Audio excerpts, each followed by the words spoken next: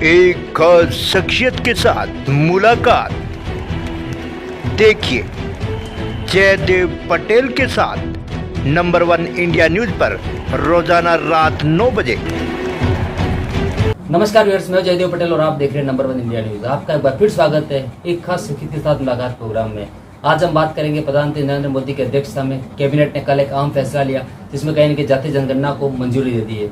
आखिर 54 साल बाद जो फैसला लिया गया ये कितना अहम है और इसको लेकर देश में क्रेडिट बोर्ड जो शुरू हो गई ये कहाँ तक सही है, इन्हीं तमाम मुद्दों पर बात के लिए हमारे साथ खास मेहमान है राजस्थान के नगर विकास मंत्री जाबर सिंह खर्रा। जाबर सिंह खर्रा जी, आपका बहुत स्वागत है आज हमारे प्रोग्राम में।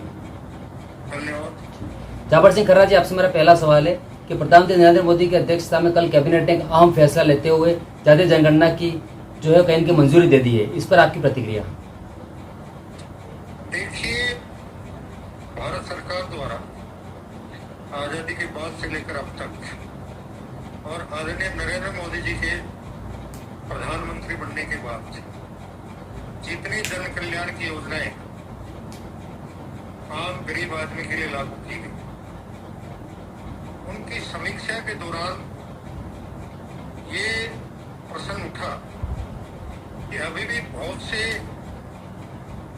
लोग ऐसे हैं जिन तक उन योजनाओं का लाभ नहीं पहुंच पाए और पिछले लंबे अरसे से जातिगत जनगणना को लेकर विभिन्न राजनीतिक दलों द्वारा भी मांग की जा रही थी। 1931 के बाद आजादी के बाद कुछ सरकारों ने जातिगत जनगणना करवाई, लेकिन उसके आंकड़े वो जनता के सामने नहीं रख पाए। अब भारत सरकार ने गंभीरता से सारे मसलों पर विचार करने के बाद चाहे कोई भी प्रांत हो, अभी पहलगाम में जो घटना हुई, जम्मू कश्मीर में बहुत से तबके ऐसे थे जिनको आजादी के 75 साल बाद भी संविधान में प्रदत्त अधिकार नहीं मिल पा रहे थे, लेकिन आदरणीय मोदी जी की सरकार आने के बाद उन्हें उनके अधिकारों प्रदान किए गए। ऐसे ही तबकों को चिन्हित करने के लिए अब ये आवश्यक महसूस किया गया कि जातिगत गणना करवाई जाए और उन तबकों का जिन तक वास्तव में विकास की किरण अब तक नहीं पहुंच पाई है, उनको चिन्हित करके उनके लिए विशेष कार्य योजना का निर्माण करके उन्हें मुख्य धारा में शामिल करते हुए उन्हें भी विकास के पथ पर तेजी से आगे बढ़ाने में सरकार की योजनाएं सहयोगी बने, इसके लिए आवश्यक समझा गया और इसीलिए माननीय प्रधानमंत्री जी के नेतृत्व में केंद्रीय मंत्रिमंडल ने जातिगत जनगणना को अपनी मंजूरी दी। जाबर सिंह खर्रा जी, कहीं के जातीय जनगणना की मंजूरी के बाद अब देश में क्रेडिट बोर्ड शुरू हो गया है। तमाम जो विपक्षी दल हैं वो अपने अपने तरीके से ये कह रहे हैं कि हमने सरकार के ऊपर दबाव बनाया, तब जाकर के सरकार ने ये फैसला लेने पर सरकार मजबूर हुई। यहाँ तक कि दिल्ली में आज कांग्रेस दफ्तर के बाहर एक पोस्टर भी लगा है कि झुकाने वाला चाहिए। मैं उन विपक्षी दलों से एक ही प्रश्न करना चाहूंगा कि उन्होंने कई राज्यों में जब उनकी सरकार थी जातिगत जनगणना करवाने का निर्णय लिया, जातिगत जनगणना करवाई भी, लेकिन वो आंकड़े प्रस्तुत करने से क्यों घबरा गए?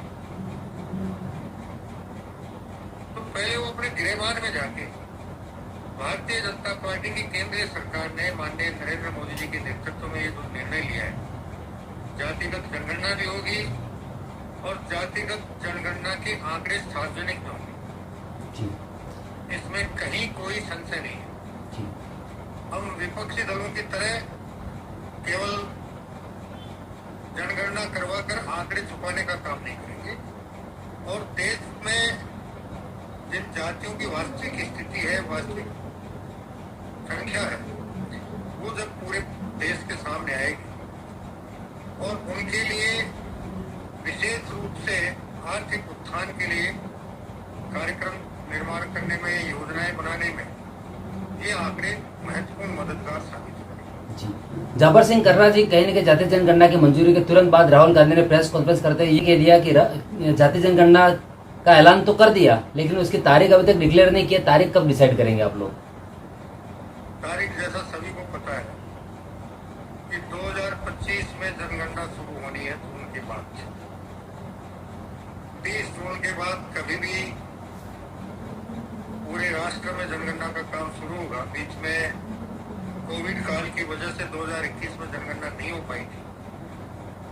अब पहले जल्दी का था, लेकिन अब 30 जून उसकी डेडलाइन बना दी गई। 30 जून तक सारे राजस्व ग्राम और जो भी इससे संबंधित है उनकी सीमाएं सील हो जाएंगी और उसके बाद जातिगत जनगणना या जनगणना का काम शुरू हो जाएगा। जी, जाबर सिंह खर्रा जी, आपसे मेरा एक आखिरी सवाल है कि अगर विधायक के चुनाव हो या फिर संसद के चुनाव हो, जितने भी चुनाव, तमाम चुनाव में विपक्षी दलों ने जातीय जनगणना के मुद्दे को अहम तरीके से उठाया है और कहीं कि उनका उसको सीधा सीधा बेनिफिट भी मिला है। ऐसे में बीजेपी ने अपना एक जातीय जनगणना का ऐलान करके क्या एक मास्टर स्ट्रोक खेल लिया है? देखिए, भारतीय जनता पार्टी का और आदरणीय मोदी जी एक ही संकल्प है कि केंद्र सरकार हो चाहे राज्य सरकार हो, उसकी जितनी भी जन कल्याणकारी योजनाएं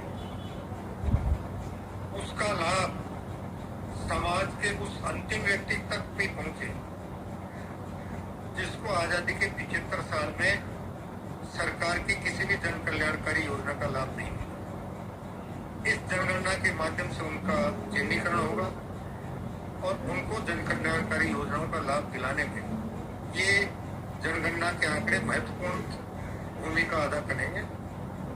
ये भारत सरकार का और आदरणीय प्रधानमंत्री जी का दूरगामी सोच है। जाबर सिंह खर्रा जी, आपने हमारे लिए समय निकाला, उसके लिए आपको बहुत बहुत धन्यवाद।